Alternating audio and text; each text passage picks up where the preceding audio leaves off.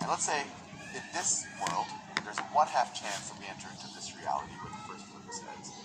And then in that world, I'm going to flip a coin again. And I know that there's a 1/2 chance of heads. This is the second flip, a 1/2 chance of tails. And I know in this other world, I'll just draw it just so we can figure out maybe other probabilities. I know that there's a 1/2 chance of heads. So this is for the second flip. And I know that there's a 1/2 chance of tails. And just so you know, this is called a probability tree.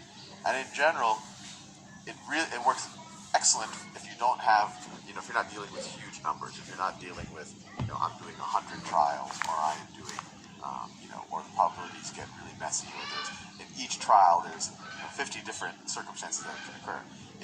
When you're doing with, in this situation, there's 2 branches per node, so there's not that many circumstances that can occur on each trial, and we're not doing that many trials, so it's pretty manageable. And in these situations, the probability tree works really well.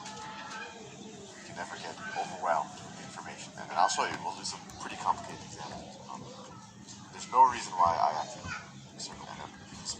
It works excellent if you don't have, if you're not dealing with huge numbers, if you're not dealing with, I'm doing 100 trials, or I am doing, or the probabilities get really messy, or there's, in each trial, there's, 50 different circumstances that can occur.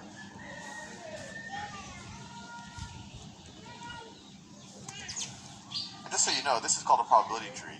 And in general, it works excellent if you don't have, if you're not dealing with huge numbers.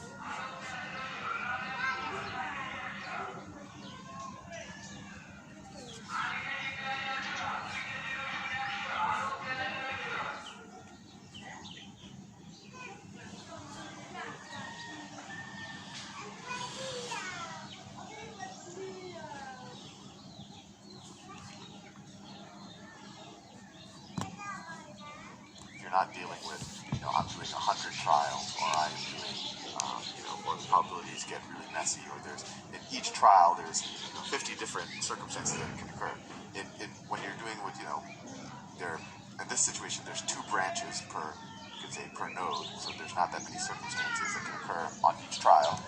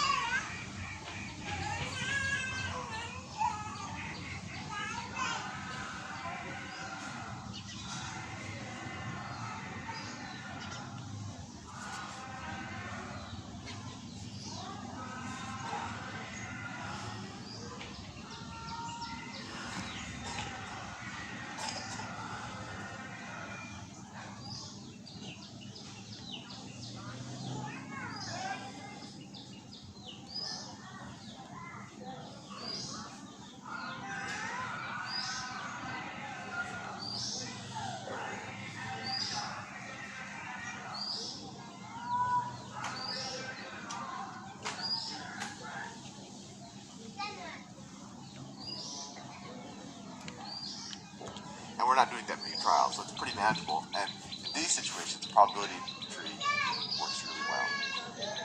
You can never get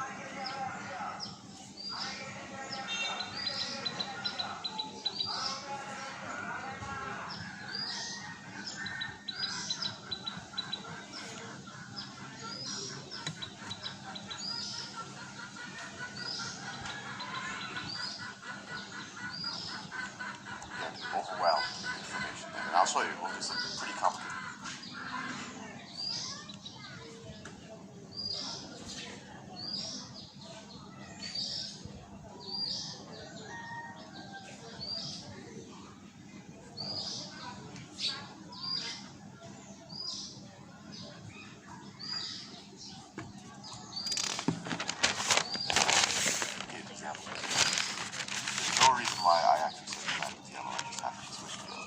But anyway, just so you know, this was the first trial. That's the first trial, and then this is the second trial.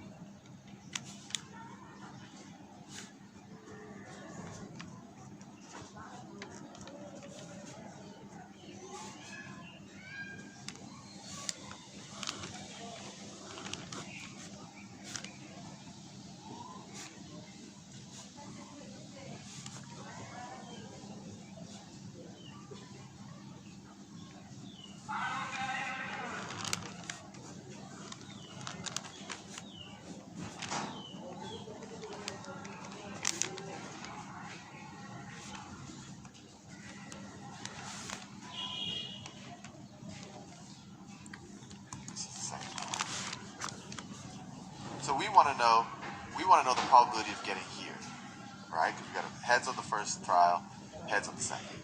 But we know that there was a 1/2 chance of. So we want to know the probability of getting here, right? Because we got heads on the first trial, heads on the second. But we know that there.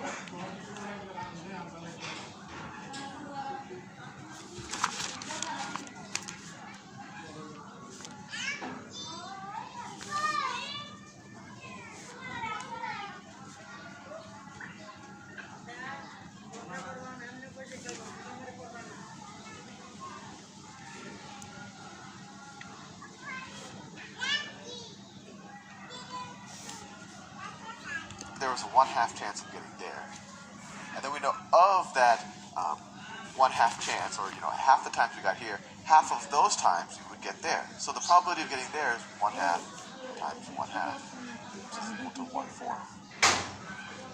Another way of thinking about it is each of these scenarios. This is a scenario heads.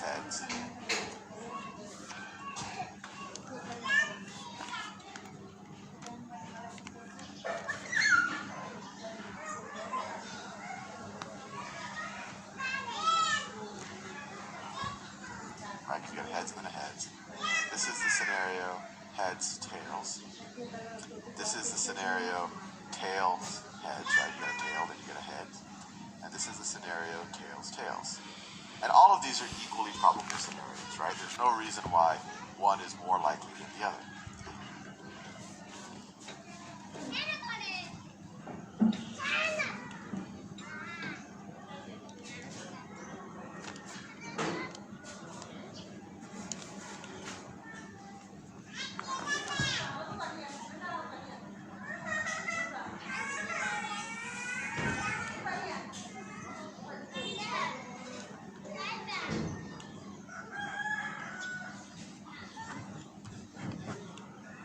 So we have 4 equally probable scenarios.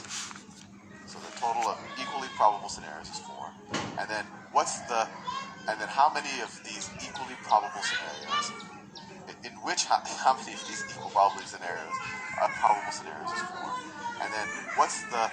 And then how many of these equally probable scenarios, how many of these equal probability scenarios is all scenarios? And then how many of these equally probable scenarios, how many of these equal probability scenarios is our probability or our event true?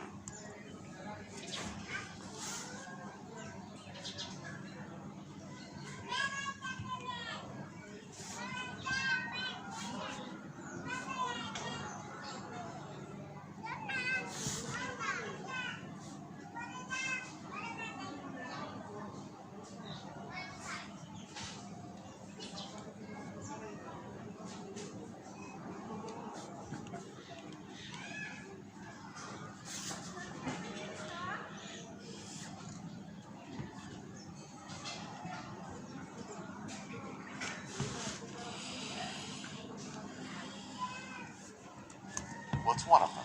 Heads. So it's 1/4. So that's another way of viewing it. And another way you could view it is if we did this trial 100 times. If we did this 100 times, 50 of the times, my first flip will be heads, right? And then of those 50 times, 25 of those times, right, half of those trials where I got 50,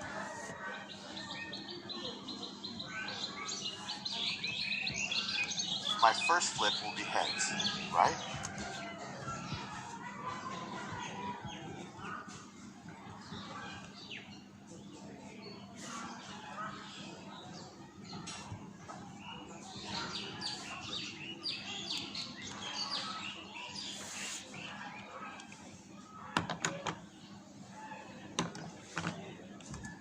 And then of those 50 times, 25 of those times, right, half of those trials where I got 50 the first time, will be heads again. And so 25 out of the total 100 trials will end up with heads, or this is, right, half of those trials where I got 50 the first time will be heads again. And half of the times, my first flip will be heads, right? And then of those 50 times, 25 of those times, right, half of those trials where I got 50 the first time will be heads again. And so 25 out of the total 100 trials will end up with heads, or this is 25% chance. I wanted to show you that all of these are pretty much equivalent, but I want your brain to kind of connect and make sure that it understands everything. So now that we've drawn this probability tree, I don't want it to go to waste, so let me give you another circumstance. What is the probability that I get at least, let's probably get one heads and one tail. And notice, I'm not saying that it has to be in that order. It could be tails, heads, or heads, tails. This could be, let me write that down. This is equal to the probability of tails, heads, plus the probability of heads, tails. Or we could write that as, this is kind of set theory notation, but it's good to be familiar with all of these. It's the probability of getting tail, heads, or this U-looking thing, it means or in set theory, or the probability of getting heads, tails, right? We can get tails, heads, or heads, tails. In either of these, we're getting one head.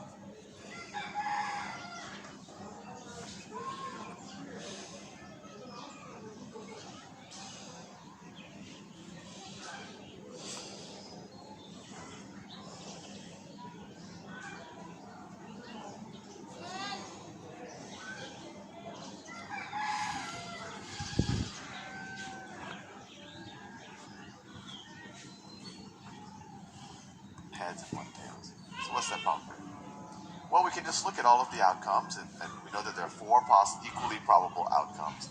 And how many of these is the event that we want true? Well, 1, 2, right? So there's a 2/4 or equal 1/2 chance where we do both of these flips, we get at least one heads and at least one tails.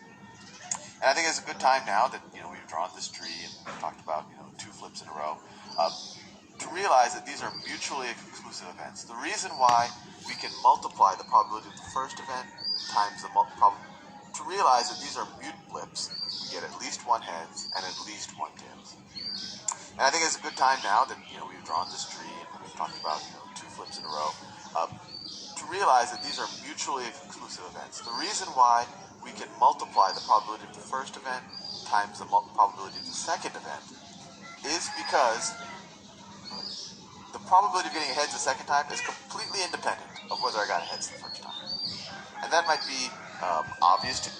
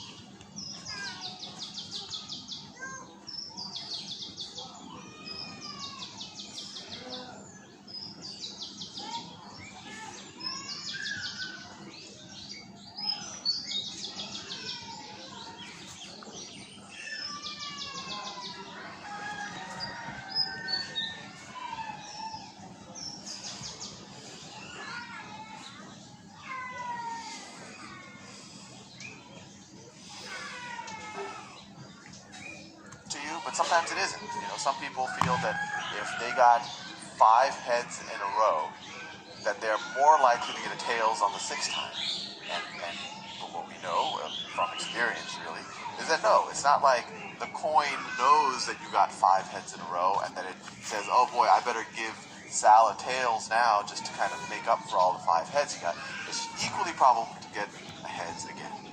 So that's just something to keep in mind, and it's amazing how just human beings, psychologically, you feel that if you have a big streak of heads, that you're due for a tails. But your probability of getting that tails does not increase. Although, I will, if you keep doing it, your probability of eventually getting, the more times you do it, the probability of getting a tails doesn't. And I'll show you that soon. Doesn't. And I'll show you that soon. The last statement probably confused you, and I probably shouldn't have said it. So let's do an example. Now that we know that mutually conclusive events, we can just multiply the probabilities. So let's say I have a fair coin, and what's the probability of getting 5 heads in a row? 5 heads in a row. Well, I have a 1/2 chance of getting heads the first time, then of those, another half, then another half. So it's 1/2 times 1/2 times 1/2 times 1/2 times 1/2. And that equals 1/2 to the 5th power. And that's equal to 1/2 to the 5th power. And that's 1/. That's the probability of getting 5 heads in a row. What's the probability of, I don't know, what's the probability of getting, let's say I were to flip a coin 7 times. So, let's say I flip a coin out of 7 times. What's the probability of not getting any heads? Not getting any. I'm going to switch colors just for the hell of it. Any heads. Well, that might seem a little bit more convoluted to you, but switch color. Not. Let's say I flip a coin out of 7 times. What's the probability of not getting any heads? Not getting any. I'm going to switch colors just for the hell of it. Any heads. Well, that might seem a little bit more convoluted to you, but just think about it. The probability of, out of the 7 flips, of not getting any heads, that is equal. What has to be true then? We got all tails then. That's equal to the probability of getting 7 tails in a row. 7 tails in a row. And what does that equal? Well, the tails are equally likely to the heads. So that would be 1/2 to the 7th power. That equals 2. So it would be 4 times 132, right? So that's equal to 1/120. Here's a fun experiment to do is maybe in your classroom, or if you have a large group of people together, maybe 128 people, or some large number of people, and you make everyone flip a coin multiple times. By the end of 5 or 6 or 7 flips, there'll probably be, and later on we'll have to figure out the probability that there is someone who has a streak, but there'll probably be someone who has a very long streak of heads or tails, and that person will probably think that there is something magical about what is going on in their life at that moment. And it's important to realize that if you have a large room, if you have a room of 500 people, someone's going to be getting. There's a likelihood, and we haven't figured that out yet, but just given that you have a 1 in 128 chance of getting 7 heads or 7 tails in a row, someone's going to get it if you have 500 people flipping coins. But that person, since they just view their own reality, they think that today is their lucky day, and they think that they're on some type of streak and they should win bigs. But that's just something that you should think about because they think that they're on some type of streak and they should win bigs. But that's just something that you should think about because probability can often play with our brains. But anyway, I have 10 seconds left, so I will see you in the next video.